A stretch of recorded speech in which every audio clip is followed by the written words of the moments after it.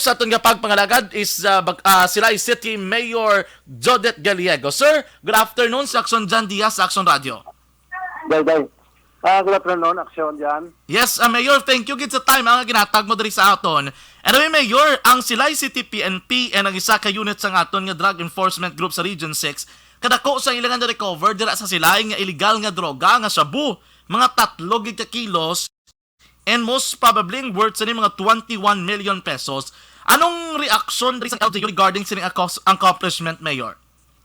So, asa ko niya, bilang nga mayor sa Silay, ako yung nagpasalamat gid no sang tudo nga kampanya sang kapulisan diri sa siyudad sa Silay. Kasi mo na yang siyempre, ako gina-appreciate ko gid no, kag gina-comment ko gid ang ilang nga obra about sa mga illegal drugs. Oo. Tiya, Mayor, do kadako gid sang illegal nga droga kung ikaw palang tawon kung waay ni guro na punggan ba malaptag gini sa may Silay area? Ti amo na ginapasalamatan ko gina ang mga kapulisan nga sang ilang kwan no nga pag ano na no pag apprehend na nga droga. Pero dira sa imo, Mayor, pag pamangkot no nakalabot na gid man si mo ng impormasyon, kamusta da, Mayor, sa imong area in terms of illegal drugs?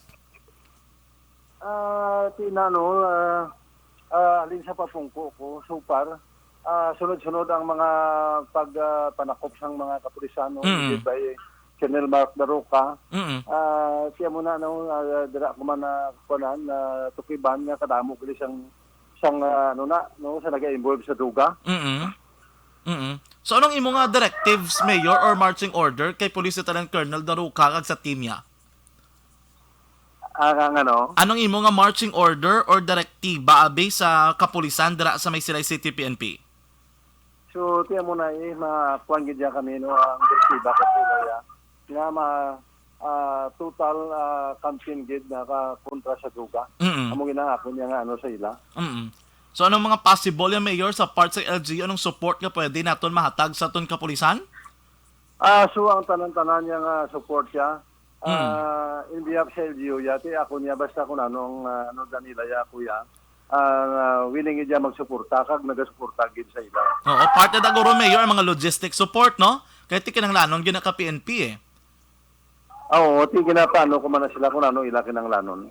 Kumbaga, Mayor, may ara gid ka mo good man nga relationship ang LGU kag ang PNP para labi na sila nga mga kinanglanon diri. Mayo gid ang amon nga pagdalay man dira sang kuana nga sipo pulis kag sa tara nga mga PNP. Isa na guro, Mayor, kay tinadumduman ko sang kampanya pa, isa na sa imo nga mga campaign promises nga make sure na nga ang sa Silay City ara gid ang peace and order, arang security. Tining ining kampanya sa illegal nga droga kung it would be more massive, mas maayo gid ang nga development para sa inyo dira. Mas mayo gid ako gid nga ano na positibo gid nga mo busang mga kapulisan diri. No, tarti sa illegal nga droga.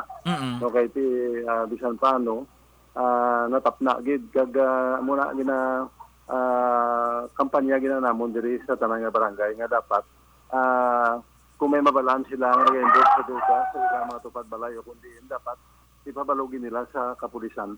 Okay. Kumbaga, Mayor, imo diri nga pananawan gali dapat gid no ang papel sa barangay para maging madinalag-on ning kampanya batok illegal nga droga. Oo, dako gid ang kabayan sang makuan sa mga barangay officials. Subong man siyempre sa komunidad. Anong imo nga hingyo diri, Mayor, sa publiko, sa mga Silaynon kag sa iban pagid nga concern diri kay kung papabayaan ni kabalogid man kita malain man ang epekto sa ning drugs dra. So ang ginahingyo ko lang sa pumuluyo sila noon nga dapat binuligay kita nga matapna gid ni ang illegal drugs hibangod nga kunari ini hindi kita kabalo nga ang isa ka membro sa pamilya naton may kung may ara nga mag-involve dira bilog nga pamilya problema gisina. Bangod nga hindi ka nakabalo sang seguridad ninyo kung may ara nga isa ka membro nga pamilya nyo naga-involve sina. Kag ginapanawagan ko gid sa mga Silaynon nga dapat nga kung may ara dira nga naga-involve sina sa inyo palibot, sa inyo nga mga tupad balay, isikreto nyo lang pabalo sa aton nga kapulisan. No, kaya mo nang aton nga mga isa kadako nga pangontra sina nga mga illegal activity pati sa drugs. Oo, kumbaga ginaengganyo mo gid mayor ang pumuluyo nga hindi gid magkahadlok kung may ara sila may mahibaluan nga impormasyon, pakigangot gid sa pulis. Tiyan mo na hindi ka dapat makadlok kaya dapat sila yang madlok sila kaya silang nagahimo sa mga illegal nga hilimuon. Imo yung opisina mayor, bukas manggurong ang alkalde, ang office of the mayor, ang LGU kung may magluyag dira magpakigangot kag magbulig no sa mga opisyal sang syudad. So ti ako no welcome gid ang tanan sa akon no kung may ara nga mga impormasyon nga no pwede man ako yang mapabalo. No kaya kuya amo na willing man ako mag-support kung anong support ang ginanglano naton no para nga initanan no mabuligan naton ang kampanya kontra sa droga. Yes, no. Anyway, Mayor, finally na lang gid, anong imo ayo last nimo nga mensahe request sa Silay City PNP despite the fact na successful ang operation, ano pa gid ang luyag mo nga iayo sa ila?